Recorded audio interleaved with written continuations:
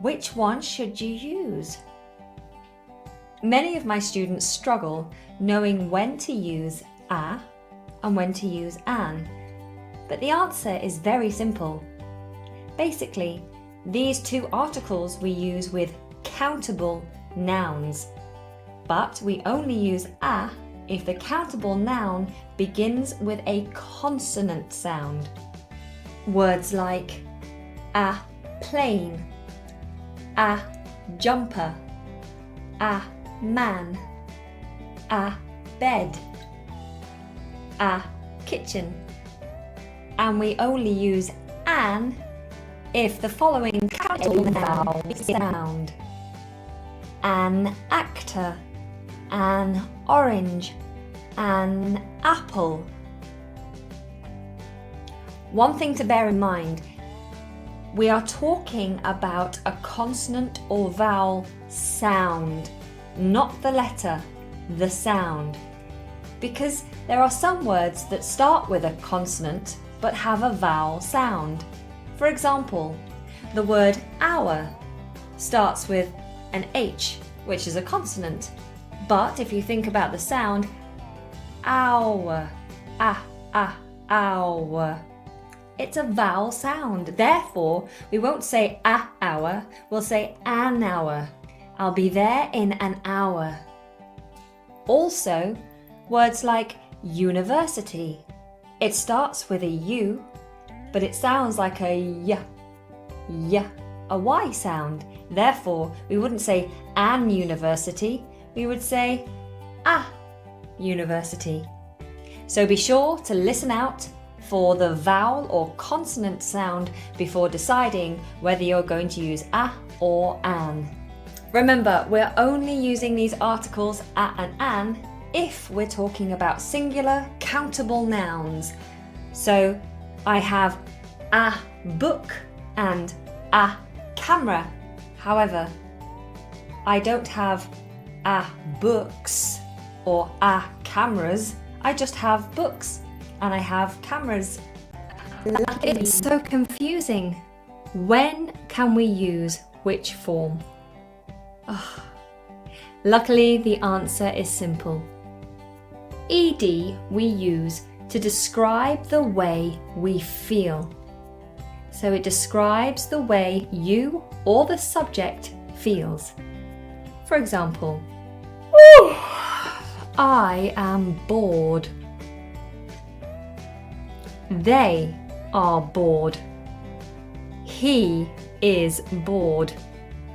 The students were bored because he spoke for so long. The children had nothing to do. Therefore, if the adjective finishes with ing, then this describes the thing that is causing the emotion. For example,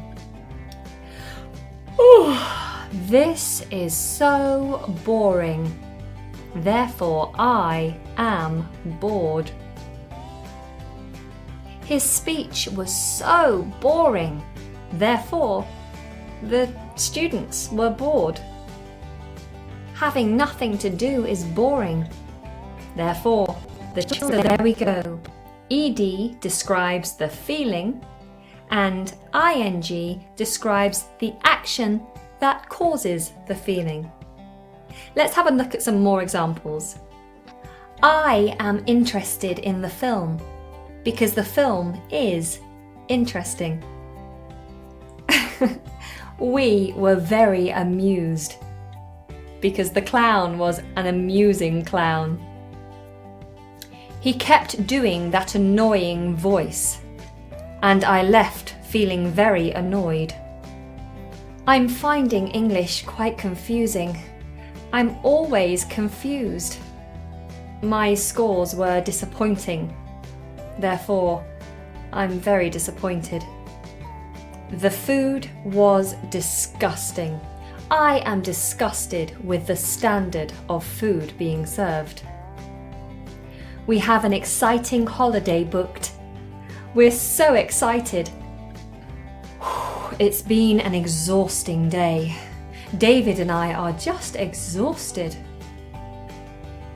This house can be frightening at night time. If I'm ever here alone, I'm usually quite frightened. I'm quite satisfied because I ate a satisfying meal. I am shocked at his behaviour. Really, it's very shocking. Gardening is tiring, isn't it? I'm certainly tired. Are you tired? So, if it ends in ed, it describes the way you feel, and if it ends in ing, it describes the action that causes the feeling, or the thing that causes the feeling. First, let's look at the preposition by. We use by when we're talking about getting around in general, going by car, or by train, or by plane. You can even say that you're going by road, sea, or the preposition in. Now, many of my students mistake in for on. The difference is very simple. So we use the preposition in if we can only sit in the vehicle. For example, when you get into a car, you can sit in it, but you cannot stand or walk around in it. Therefore, we would only use in. This would be the same for in a truck, or in a rowboat, in a taxi. Although some taxis you can walk around a little bit in the back. But generally we would say in a taxi, never on a taxi. If you said on a taxi or on a car, people would imagine that you're on top of the roof of that vehicle, which is definitely not a safe way to travel. If you're flying, then you would travel in a helicopter. So of course, the rule for the preposition on would be any vehicle that you can step into, but then also stand up and walk around. For example, I went on a plane. I went on a bus. I got here on a train. So although you go inside these vehicles, because you can stand and walk around, we use the preposition on. Now, some of you may wonder which prepositions to use when you're talking about travelling by animal. It's quite simple. You certainly can't get into an animal, so therefore we travel on an animal.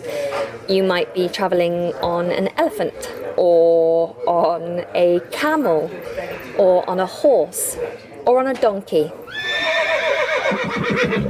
And of course, you would ride on a bicycle or on a motorbike, because they're also vehicles you cannot get into.